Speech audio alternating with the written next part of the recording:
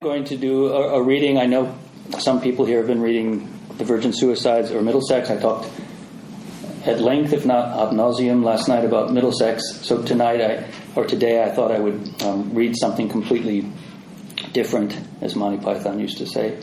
And I'm going to read from The Marriage Plot, a novel which happens at college and is about the joys and difficulties of college life. So I thought it might be appropriate. The Marriage Plot is about three young characters in college, Madeline, Leonard, and Mitchell. I'm just going to read about one character today, whose name is Leonard Bankhead.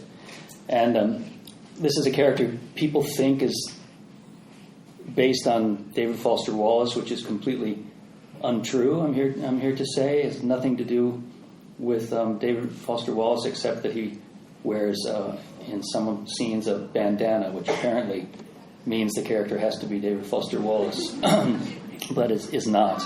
So I wanted to clear that up. The section I'm going to read a short section so that you know this is a character who has manic depression, and that's what they called bipolar disorder in the 80s when the novel takes place. And I'm going to read just a short section to give you a sense of what happens to a person when full mania hits him, because that condition and the condition of his mind characterizes and influences the longer section I'll read at the end of the book. So here is a fairly short and quick section about mania.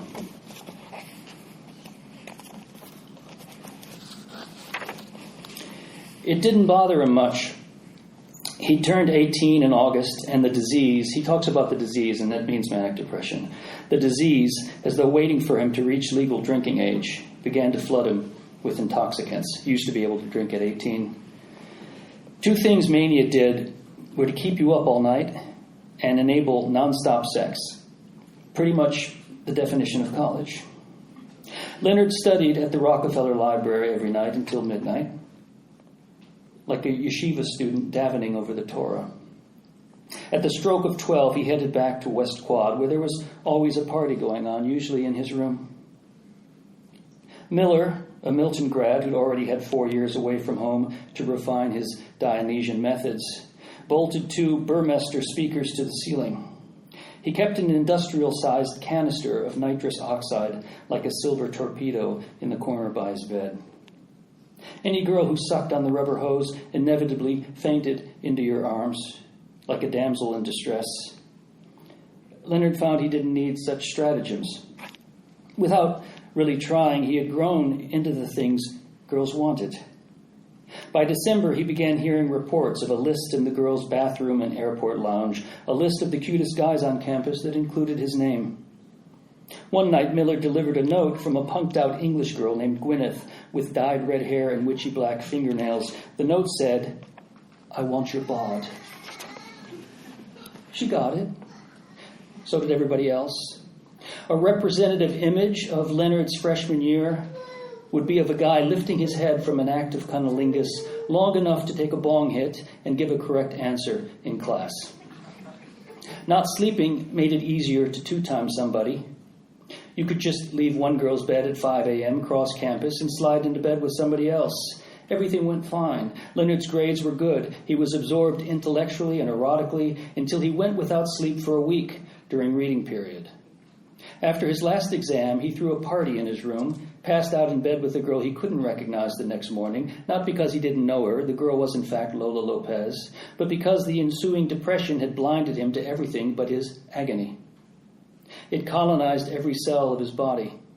A concentrate of anguish seemingly secreted, drip by drip, into his veins like a toxic byproduct of the previous day of mania. True mania this time. So many magnitudes beyond the exhilarated spirits of his high school days that it bore little resemblance. Mania was a mental state every bit as dangerous as depression. At first, however, it felt like a rush of euphoria. You were completely captivating, completely charming. Everybody loved you. You took ridiculous physical risks, jumping out of a third-floor dorm room into a snowbank, for instance. It made you spend your year's fellowship money in 5 days. It was like having a wild party in your head, a party at which you were the drunken host who refused to let anyone leave, who grabbed people by the collar and said, "Come on, one more." When those people inevitably did vanish, you went out and found others, anyone and anything to keep the party going. You couldn't stop talking. Everything you said was brilliant. You just had the best idea. Let's drive down to New York tonight, right away. Let's climb up on top of the art building and watch the sunrise. Leonard got people to do these things. He led them on incredible escapades, but at some point things began to turn.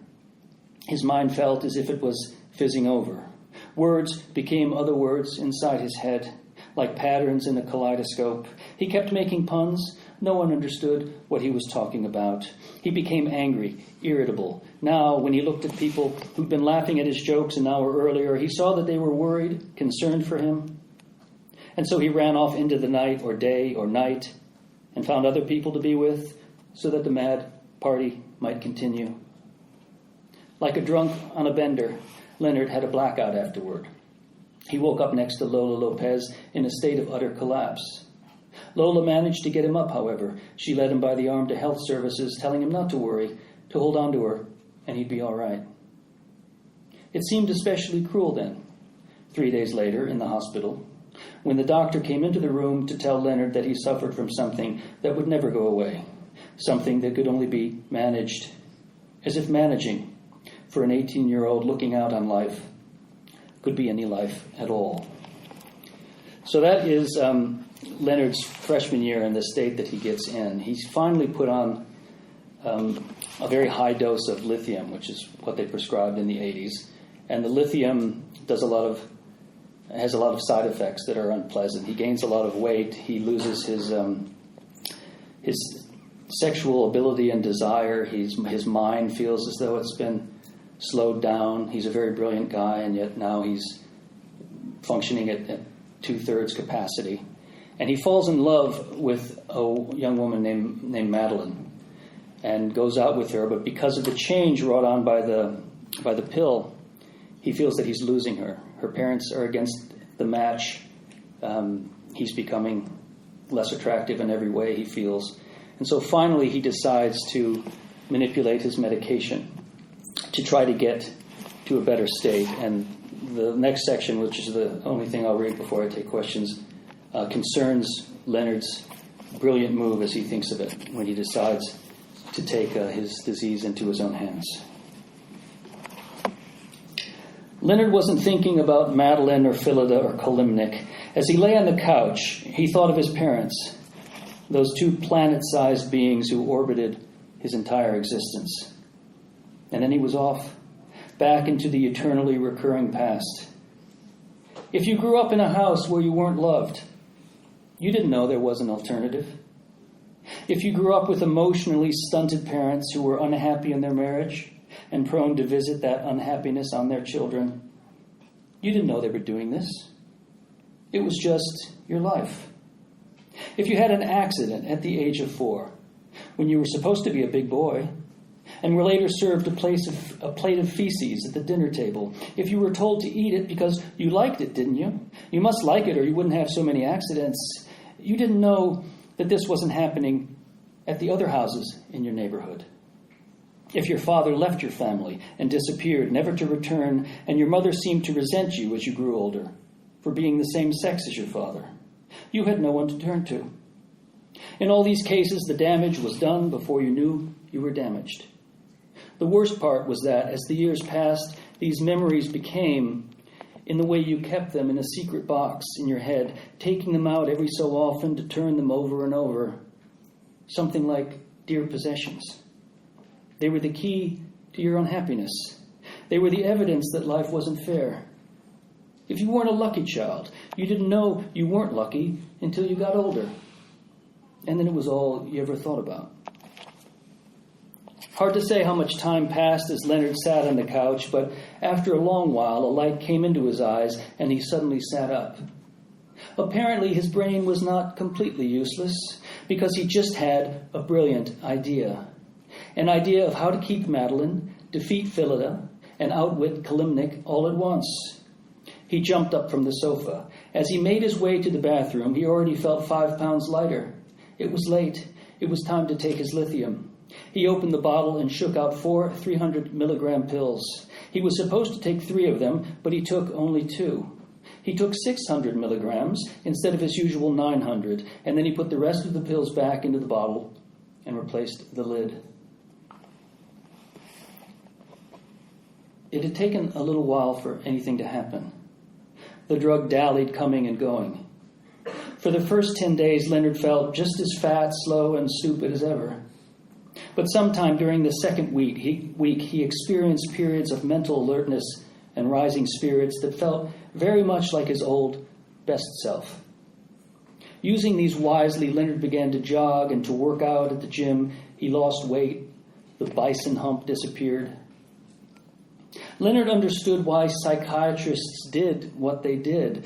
Their imperative, when confronted with a manic-depressive patient, was to nuke the systems out of existence.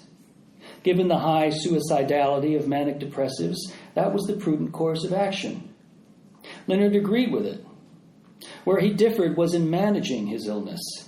Doctors counseled patients.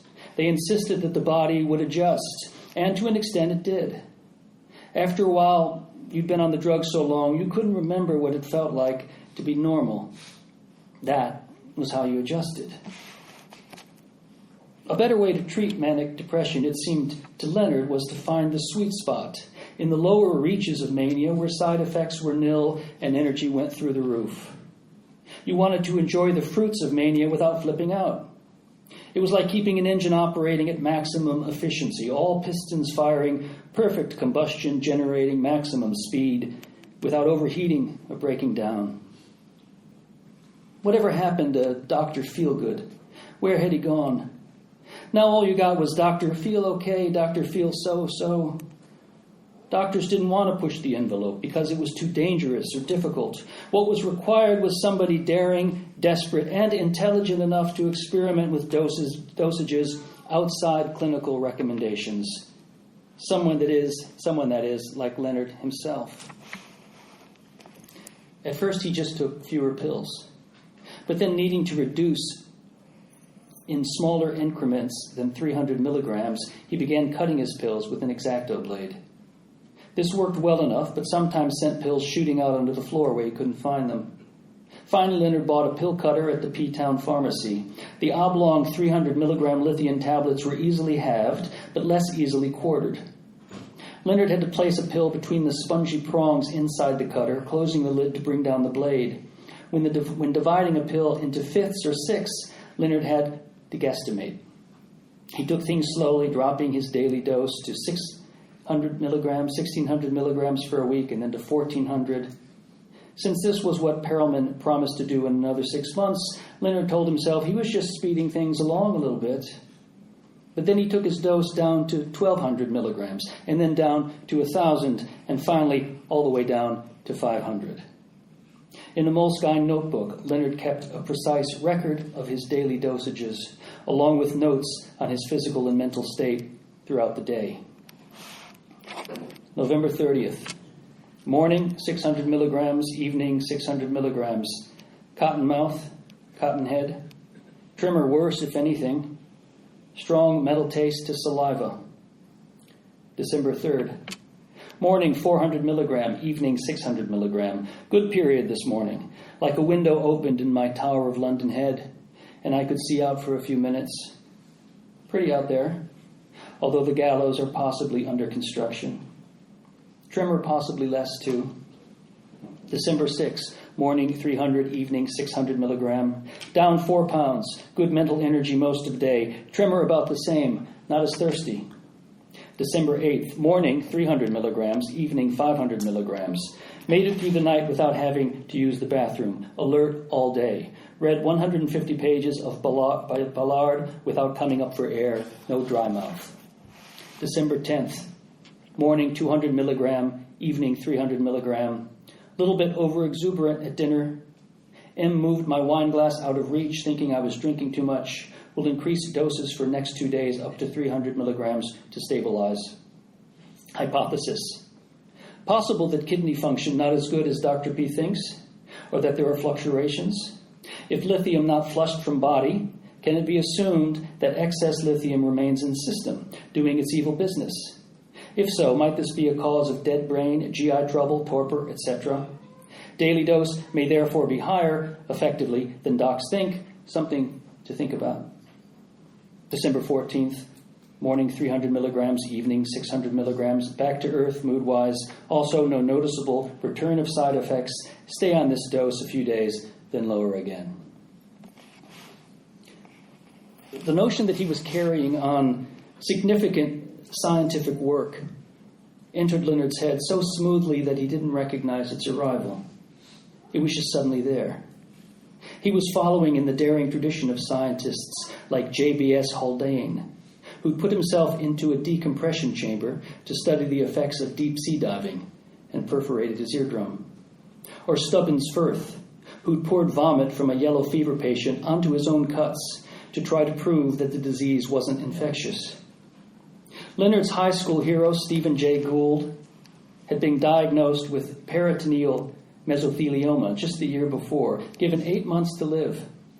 Rumors around were that Gould had devised his own experimental treatment and was doing well.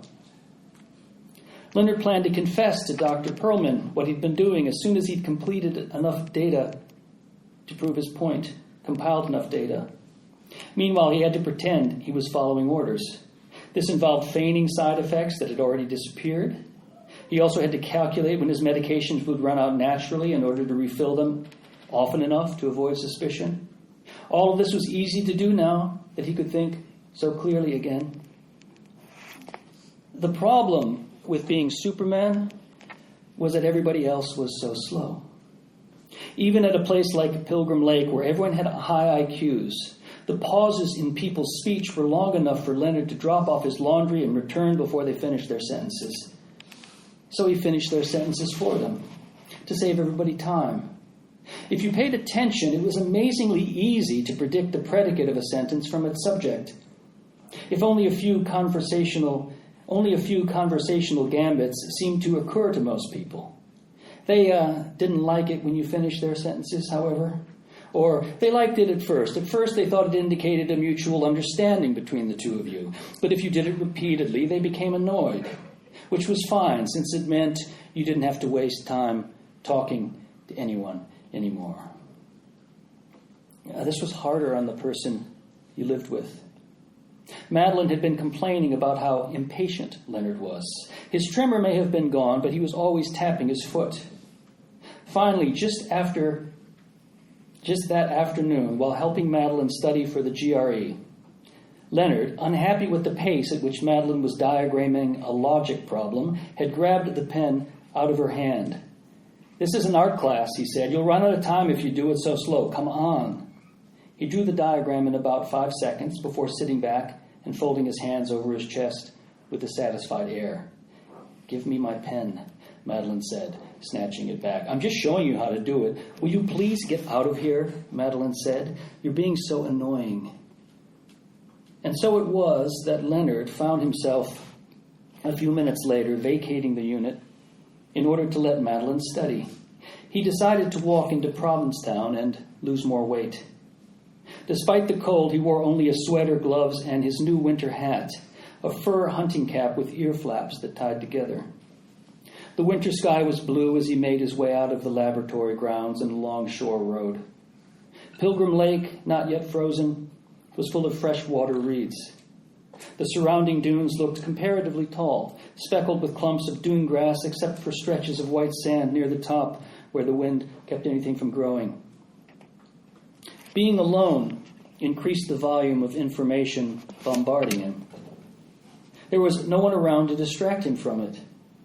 As Leonard strode along through thoughts stacked up in his head like air traffic over Logan Airport to the northwest.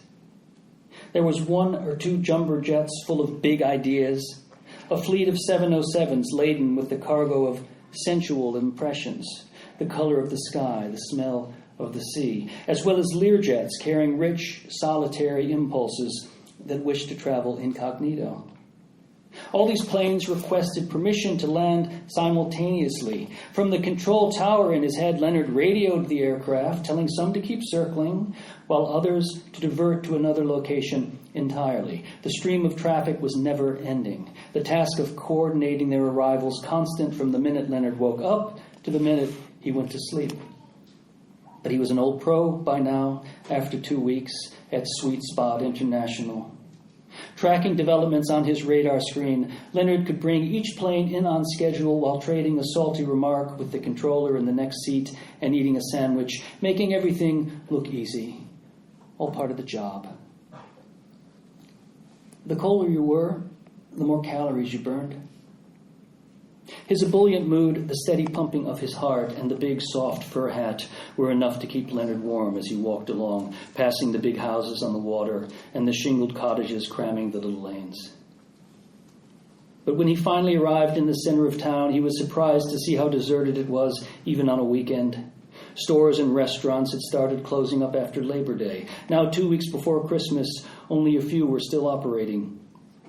He was gratified, therefore, to find a small midday crowd gathered in the Governor Bradford. Climbing on a stool, he looked up at the television, trying to seem like a person with one thought in his head instead of 50.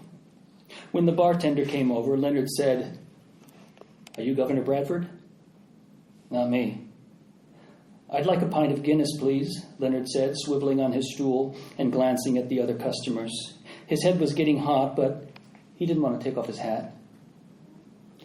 Of the 4 females in the bar, 3 were engaged in self-grooming, running their hands through their hair to indicate their readiness for copulation.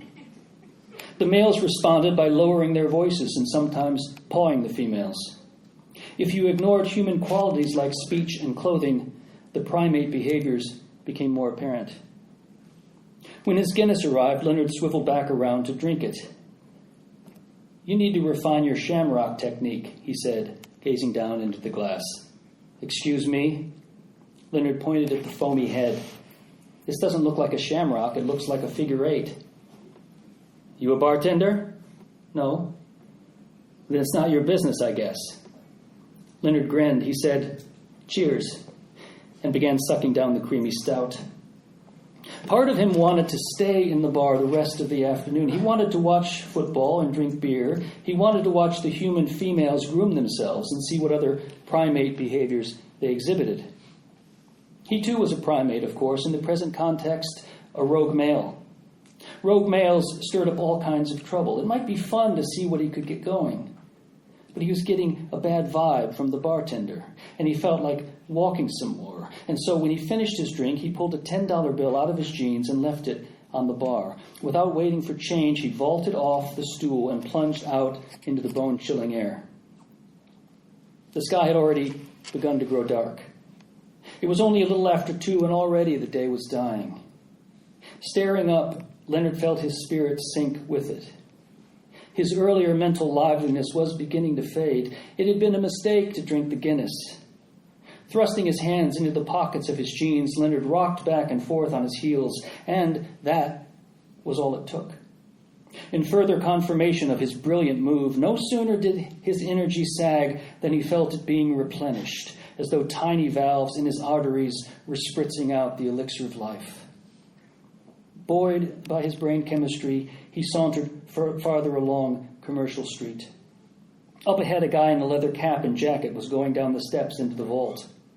The throbbing music inside escaped into the street until he closed the door after him. Homosexuality was an interesting topic from a Darwinian standpoint. A trait predisposing a population towards sterile sexual relations should have resulted in the disappearance of that trait. But the boys in the vault were evidence otherwise. It must be an autosomal transmission of some kind, the associated genes hitching rides on sisterly X chromosomes. Leonard proceeded on. He looked at the driftwood sculptures in the shuttered art galleries and the homoerotic postcards in the windows of the stationery store still open. Right then he noticed a surprising thing. Across the street, a saltwater taffy shop appeared to be open. The neon sign was lit in the window, and he could see a figure moving around inside. Something mysterious but insistent. Something that called to his own primate nature prompted him to draw nearer. He entered the shop, activating a bell on the door. The thing of interest that his cells had been telling him about turned out to be a teenage girl working behind the counter. She had red hair, high cheekbones, and a tight yellow sweater. "Can I help you?" "Yeah, I have a question. Is it still whale watching season?" I don't know. But they have whale watching boats out here, don't they?" "I think that's more like in the summer." "Aha," Leonard said, not knowing what to say next. He was acutely aware of how small and perfect the girl's body was. At the same time, the sugary smell of the shop reminded him of a candy store he used to go into as a kid with no money to buy anything. Now he pretended to be interested in the taffy on the shelves, crossing his arms behind his back and browsing. "I like your hat," the girl said. Leonard turned around and smiled broadly. "You do? Thanks. I just got it. Aren't you cold without a coat, though?" "Not in here with you," Leonard said. His sensors registered an uptick in wariness on her part. So he quickly added, "How come you're open in winter?" This proved to be a good move. It gave the girl a chance to vent. "Because my father wants to ruin my whole weekend," she said. "Your dad owns this place?" "Yeah." "So, you're like the taffy heiress?" "I guess," said the girl.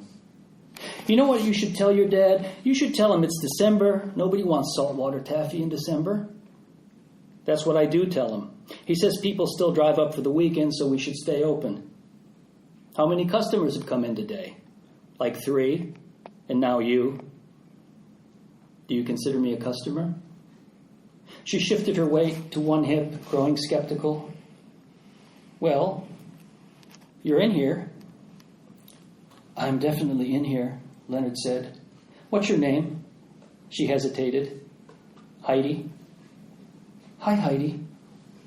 Maybe it was her blush or the tight fit of her sweater, or it was just part of being a Superman within reach of a Supergirl. But for whatever reason, Leonard felt himself getting hard at 5 paces. This was a piece of significant clinical data. He wished he had his moleskine notebook with him to write it down. "Heidi," Leonard said. "Hi, Heidi." "Hello," she said. "Hi, Heidi," Leonard repeated. "Heidi-ho, the Heidi-ho man. Have you ever heard of the Heidi-ho man, Heidi?" Cab Calloway, famous jazz musician, the Heidi-ho man. I'm not sure why they called him that. Hi-O Silver, Hawaii 5-0. Her brow wrinkled. Leonard saw he was losing her and said, "I'm pleased to make your acquaintance, Heidi. Tell me one thing, though. Do you make the saltwater taffy right here?" "In summer we do, not now." "And do you use salt water from the ocean?" "Huh?" He approached the counter close enough to press his boner against the glass front. "I just always wondered why they call it saltwater taffy. Like, do you use salt and water, or do you have to use salt water?" Heidi took a step back from the counter. "I've got to do some stuff in the back," she said, "so if you want anything." For some reason, Leonard bowed. "Go to it," he said. "I don't mean to keep you from your labors." "It's been nice meeting you, Heidi-ho. How old are you?" 16. "Do you have a boyfriend?" She didn't seem to want to say. "Yes." "He's a lucky guy. He should be in here right now, keeping you company." "My dad will be here in a minute." "I'm sorry I won't be able to meet him," Leonard said, pressing against the counter. "I could tell him to stop ruining your weekends. Before I go, though, I think I'll buy some taffy." Again, he perused the racks. When he bent forward, his hat fell off, and he caught it. Perfect reflexes. Like Fred Astaire. He could flip it in the air, end over end, right onto his head if he wanted to. "Saltwater taffy is always pastel," he commented. "Why is that?" This time, I didn't respond at all. You know why I think it is, Heidi? I think pastels are the palette of the seashore. I think I'll take these pastel green ones, which are the color of dune grass, and I'll take some pink ones, which are like the sun setting on the water, and I'll take these white ones, which are like sea foam, and these yellow ones, which are like sun on the sand. He brought all 4 bags to the counter, then decided to take a few other flavors: buttercream, chocolate, strawberry, 7 bags in all. You want all these? Heidi said, incredulous. Why not? I don't know, it's just a lot. I like a lot, Leonard said. She rang up his purchase. Leonard reached into his pocket and took out his cash. Keep the change, Leonard said, but I'll need a bag to carry all this in. I don't have a bag big enough for all this. Unless you want a trash bag. A trash bag is perfect, Leonard said. Heidi disappeared into the back of the shop. She came out with a dark green 25-gallon heavy-duty trash bag and began putting the bags of taffy in it. She had to bend forward to do so. Leonard stared at her little tits in the tight sweater. He knew exactly what to do. He waited until she lifted the trash bag over the counter. Then, taking it from her, he said, "You know what? Since your dad's not here," and holding her wrists, he leaned forward and kissed her. Not long, not deeply, just a peck on her lips, surprising her totally. Her eyes grew wide. "Merry Christmas, Heidi," he said. "Merry Christmas," and he whirled out the door into the street. He was grinning madly now. Slinging the trash bag over his back like a sailor, he strolled down the street. His erection hadn't subsided. He was trying to remember what his dose had been that morning and wondering if he might need a touch more. The logic of his brilliant move rested on one premise, that manic depression, far from being a liability, was an advantage. It was a selected trait. If it wasn't selected for, then the disorder would have been disappeared long ago, bred out of the population like anything else that didn't increase the odds of survival. The advantage was obvious.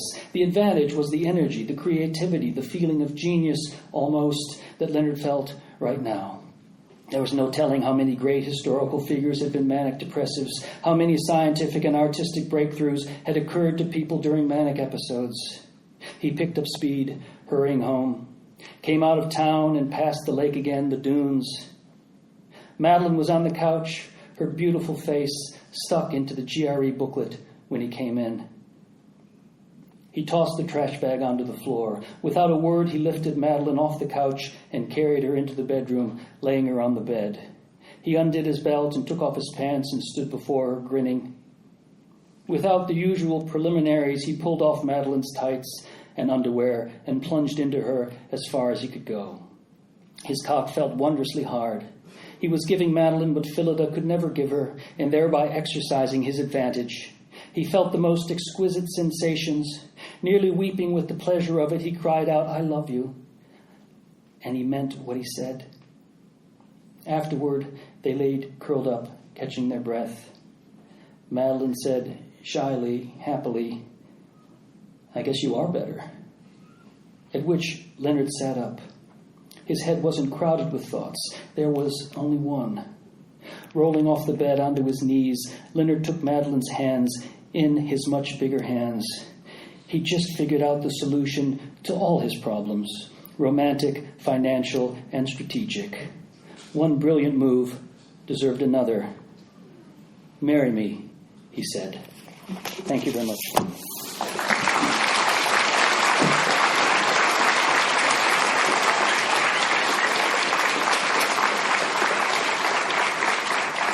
Thank you very much. I'm very happy to take your questions now, not only about that, but about the books you've been reading in class, if so. Any question is fine with me. Mm-hmm. I have a question about the Virgin Suicides. All right. I probably have seen the film like upwards of 20 times. Uh-huh. I've also read Middlesex of it. I was wondering what role you kind of had in the film and what it is like to have your own story played out that way. Well, I didn't play a big role in the adaptation, Sofia Coppola's adaptation of The Virgin Suicides. It was back in the days of phone message machines, answering machines. And I came home one day and had a message from Sofia Coppola that she wanted to make my book into a movie. and I was very surprised to get such a message. And at that time, the rights were owned by someone else. And she had gone to the length of writing a screenplay without securing the rights first, a thing that her father, Francis Ford Coppola, said was a rookie error you should never do, because why waste your time writing a screenplay if you don't have the rights? But she lucked out. The other version wasn't made. The other production fell apart. So then she came in and got the rights and made the film. And I didn't assist in any real way. She wanted to see the yearbooks from my high school and get a sense of what people looked like in the 70s and a sense of the atmosphere. And we met a few times and talked about it. But she made the film and came up with it. I went to the set while they were filming it. It's the first time I saw a movie being made. And I don't know if you've ever seen that. It's like one of the most boring things ever is the making of a movie. You stay around for about 10 hours, and then they finally shoot a scene of 35 seconds. Some of the actors hated each other, and were doing mean things behind the scenes and sometimes on screen, which added a tension that wasn't in the book, but might be useful in the movie. Josh Hartnett was playing Trip Fontaine and was not famous at the time. And I became a little bit buddy with him, and we went out. And he wasn't famous, but wherever we would go, the attention he would get pre-fame was still significant. And he was very interested in his character. He really wanted to know who it was based on, and so I talked to him a lot about it, and I liked his performance a lot.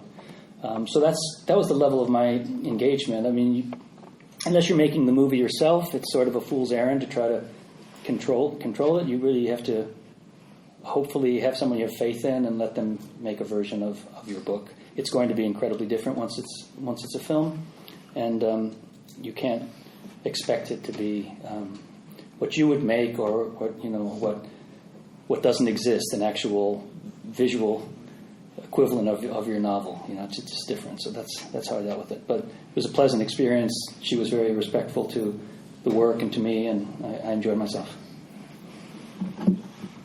Yes. Yep. So what inspired you in Middlesex? What inspired you to write about a story about a family that's immigrated and about a character who's intersex and indigenous? How do you step out of your comfort zone in any way? Because it was something that you didn't have any experience. Stepping out of your comfort zone is a good definition of writing. You usually have to push yourself to a place where you feel embarrassed by the material you're unearthing. Even in what I read tonight, it's embarrassing for me sometimes to read things out loud. I don't mind if people read them when I'm not around. But usually, if you feel a little funny, it's not always a bad sign, because you're trying to get to those things that are maybe deepest in your psyche.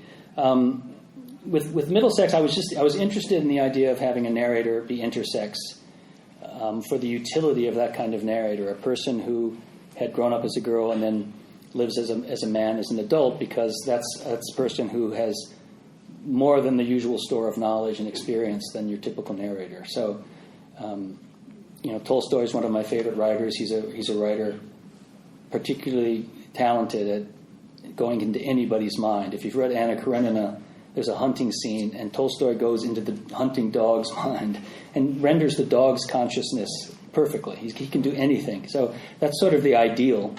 And I thought if I gave myself a narrator who'd been a girl and lived as a man, I would be availing myself of a greater amount of omniscience. So I was interested in that, but then as I thought about the book, I realized I wanted it to be about more than just his life as an intersex person. It's really a book about many instances of hybridization. It's about changes of identity across the board, beginning as Europeans or Asia Minorans and becoming Americans. There's a lot of identities that are switched in the subplots of the book. And to be an American is to have that kind of hybridized identity. My own, I'm half Greek and half hillbilly Irish, and it was always strange growing up to have Greeks coming over to the house on Sunday and then hillbillies coming over the next day. So I've always tried to figure out who I am, and there's in a sense no no answer to that question, but it seems to me to be quite a common situation and mystery for most Americans. So the book is really about that, and it's also, in another sense, a story about the changes that everyone goes through in adolescence. What happens to my character in changing genders, the transformation is just a very extreme portrait of what we all go through when we go from child to adult. And that's what the myths do. If you think about Greek mythology, they tell stories about human problems, but in a very exaggerated way. So that's how I thought about it. Yeah. In Virgin Suicide, after Cecilia died, we saw that one of the boys was reading her diary, and he make a theory that she died because she wanted to escape the reality. Isn't that true? Because then the other boy said there is something more than that. Well, the Virgin Suicides is about the mystery of suicide, the impossibility in many cases to figure out why people commit suicide and what it feels like to be left behind. So there's a lot of possibilities and answers that are provided by the people in the book, but there's no final answer. If you read the book like a detective story and you think you're going to figure it out, you're not. And if you've ever known someone or been around that kind of situation, you might feel that same thing. Like a character like Leonard Bankhead gets to points of suicide but does not commit suicide in the book. And, why doesn't he? Certainly people do in that kind of difficulty and extremity. So that's I didn't try to answer that question because I think it's, in a sense, unanswerable. There's someone here, yeah. I wanted to ask about the Virgin Suicides. How did you decide to bring in race and poverty living in the city, and how did it relate to the business going in suburbs as well? Why did I, or why did you? Why did I? What parts do you mean exactly? Because that's such a suburban. Like you would say, maybe you have gunshots in the phone. Yeah. Right.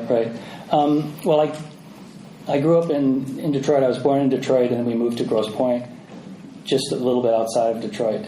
And that was a time when Detroit went from being the fourth most populous city. It had 1.5 million, almost 2 million people, to about 50% of the population. So as I was growing up, the city was changing a lot and going through difficult times. And then, of course, there were the riots in the 60s. So my vantage point was a strange one, whereas I grew up in the city, and then we moved away.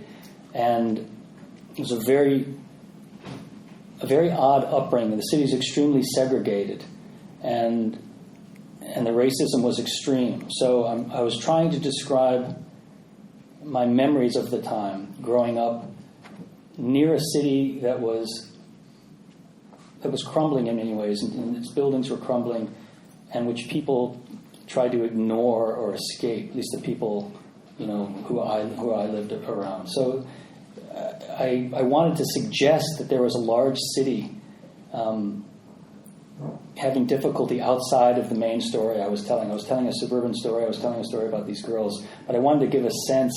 Detroit, it's not named that it's Detroit. You can figure out it's Detroit from the book, but it's just it permeates the atmosphere of the book.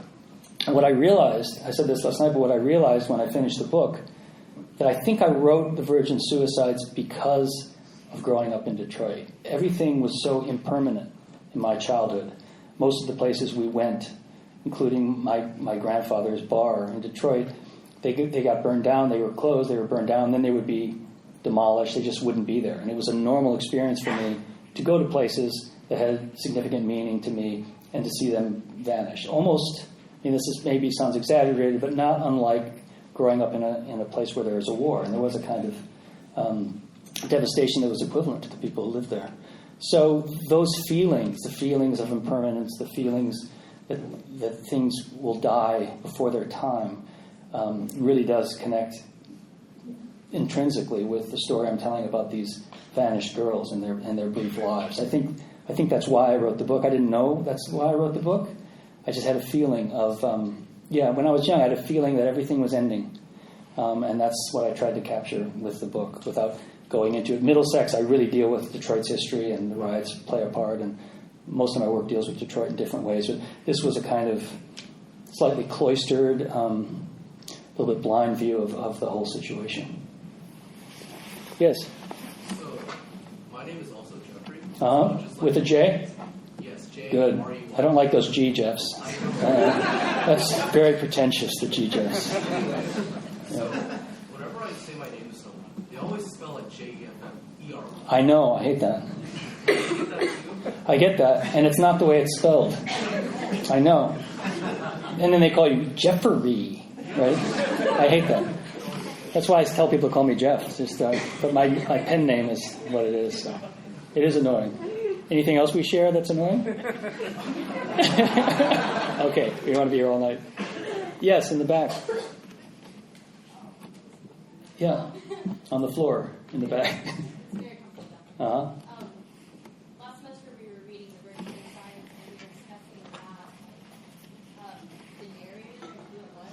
Some people were saying that it was a whole group of boys combined, and some were saying it was just one of them. So I was wondering, because there seems to be a fluctuation in the maturity level. So I was wondering. Right. So the question is, who is the narrator of the Virgin Suicides? Is it a group of boys or one boy? It is a group of boys. It never is a single person. When I was first writing the book, I didn't trust the voice. I was worried. It was a strange narrative voice, and especially at that time, it hadn't been used hardly at all. So I was worried about it, and I had one of the boys peel off from the pack, so to speak, and speak for the other boys. And then I realized rather quickly that was a mistake. The power was coming from the fact that you didn't know who these boys were. The reason that the level of maturity seems to fluctuate is that the book is really told in a retrospective fashion when these boys are middle-aged men. It says that they're paunchy and balding, and they remember their teenage years, and they're stuck in their teenage years, and they're very quick to become sophomoric and adolescent, which does not bear any relation to the author of the novel. But that's the idea. They're old enough to be adult in certain respects, but they're immature, and they're kind of frozen because of what happened. So that's why it is. But it is not one boy. The film has one narrator, and it sounds like it's one person. But if you were to do it with as much verisimilitude as you could, you would have a choral voice speaking instead of Giovanni Ribisi, and it would sound probably very bad in a movie. So they got one person's voice. Yeah. Yes. So I noticed that the Virgin Suicides is spoken from a collective, and it Yeah. really deals with individualized people in a collective.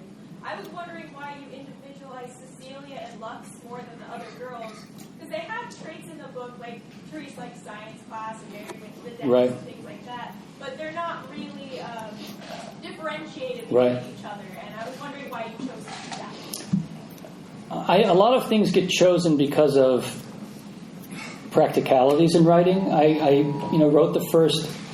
Is that it's not like a fire alarm, is it? Amber Alert. Oh, an Amber Alert. The first chapter dealt with Cecilia, so she comes forward as a pretty distinct character. And then with the others, there wasn't the time to devote as much energy to each daughter, or the book would be 400 and 500 pages instead of what it was. And it seemed to me that when you knew a family of people, there were usually a couple that you knew better. And I didn't feel the need to go into the characters of each of them. They're not really known, these girls, by the boys. The boys don't really even understand who Cecilia or Lux is. Just Lux, catches their attention more than some of the other girls. So I thought it reflected what the boys' experience would have been, and it also was more useful in the story, not to go into others. But I did have to make that decision, and I was aware of it. Yeah. Yes.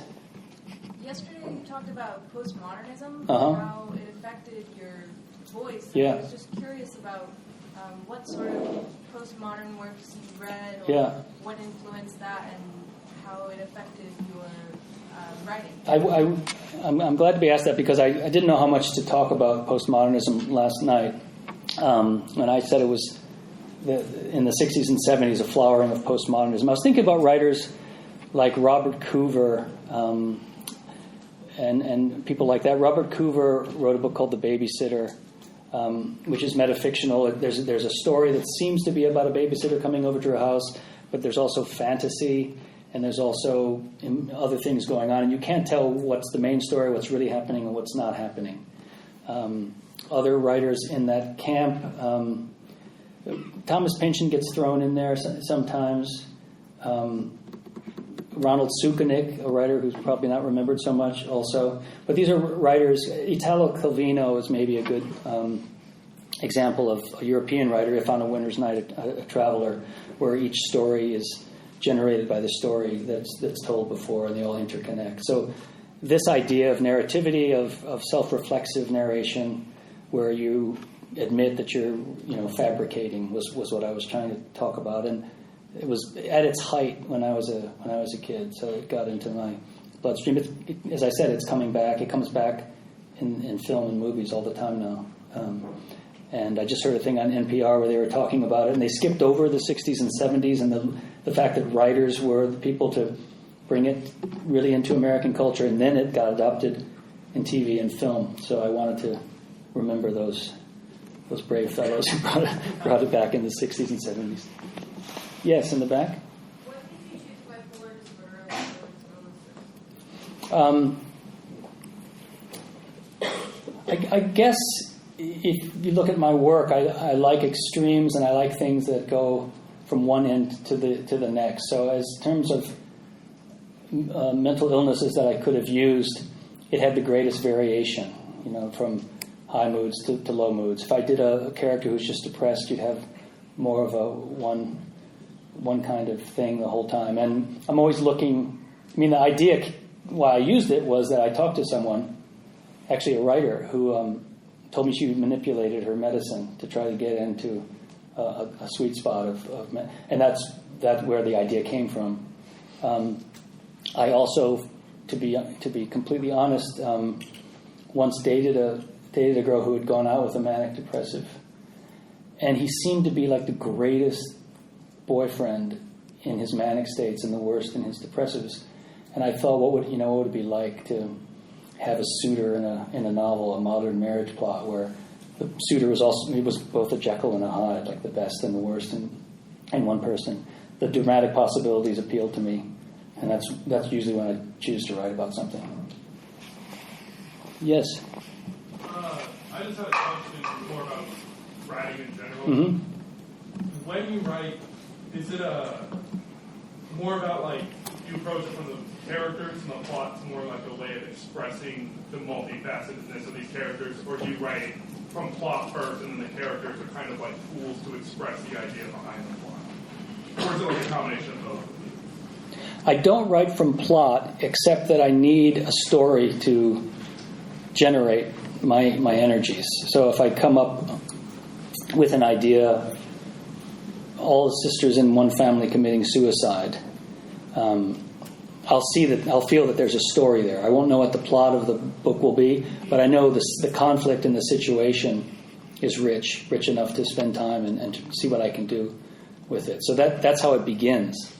And then the language comes next, how to find a voice and how to find a proper tone to treat the material. And that's one of the hardest things you can do as a writer. In a sense, everything comes from your tone. And you have to write a lot of pages thinking about your idea until you get the right tone, the one that's most expressive, that gives you the most leeway, that gives you the chance to have irony but also remain serious.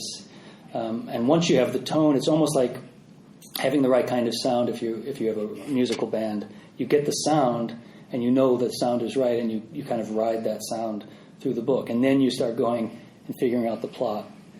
Some people do it beforehand with a strict outline. Most writers I know don't do that. They play it a little bit looser than that and see what happens. As I said last night, it's more dangerous, but it usually is more profitable because you don't lock yourself in to commonplace ideas up front. You can figure out different ways to do it. So that's how it comes. It comes with just the story idea, tone and language being the main thing, and then the plot is not beside the point, but the plot is the last thing that you worry about. Yes. Last night you kind of quipped that it took you 2 years to write the first page. Yeah, I'm sad. It was actually not a quip, but the truth. But yeah. And you went on to say that 8 years of research, yeah, something along those lines. And I was just wondering if you kind of describe your process through that time. How much time each day was devoted to writing? How much was devoted to research? Are you working on multiple projects at the same time? Well, with Middlesex, there was a lot of research in the book. Not only at the beginning about the Greco-Turkish War. Any time I wrote a new chapter, there's a chapter about the rise of the Nation of Islam in Detroit. There's chapters about the riots, as I mentioned. So each time I got to a new chapter, I usually had to do another bundle of research. Then there would be a lot of writing. I would finish that chapter, and then I would go on to the next. And I was constantly responding to the deficits in my knowledge and doing the research. Not every book is like that. Virgin Suicides, I didn't have to do much research, just a little bit into suicide and repeat suicides within families and communities. So it depends on the book. I do write most days, and that's mainly what you do as a writer, is sit in a room alone, writing it, rewriting it, trying to figure it out. So it's not mostly research; it's mostly writing. We've got about 3 more minutes. Yep. I believe you said you are Greek, correct? I'm half Greek, yes. Mm-hmm. Do you see any tragedy type writing in books that you've written? Like Greek tragedy type writing? Well, it's funny, because my name is Eugenides, a lot of book reviewers were always connecting me to Greek mythology or Greek tragedy. When I wrote The Virgin Suicides, I didn't think of the narrator as a Greek chorus. I just thought of it as bunch of dudes, right? And all the reviews were, Greek chorus. And maybe they would have done that if my name was Joe Pizecki, but I don't know if they would have. I don't think there's any genetic inheritance from Homer to me that makes me particularly tragic. I think of myself as a tragic comic writer in the main. So it's, if it's true, it's both Aristophanes and Aeschylus that I try to be like. Yes. Sprinkle through your stories. I read Middlesex and Virgin Suicides, and you have the Detroit thing, and just parts of yourself that are in these novels. And I just wanted to know, how do you walk that line between fiction and nonfiction, and those vulnerabilities of becoming the characters and not being them really? Right. That's the hard thing about writing, is that you have to find your connection to the material, your personal connection, and yet you become a fiction writer because you don't want to write about your own life because it's too dreary and not interesting enough. So what I do, usually, and with Middlesex, what I did was write about a situation I did not experience, being intersex. But I used everything from my own life in terms of where my grandparents came from, the street they lived on, the church they went to, the house we lived in. I use everything I can to make it seem real to me.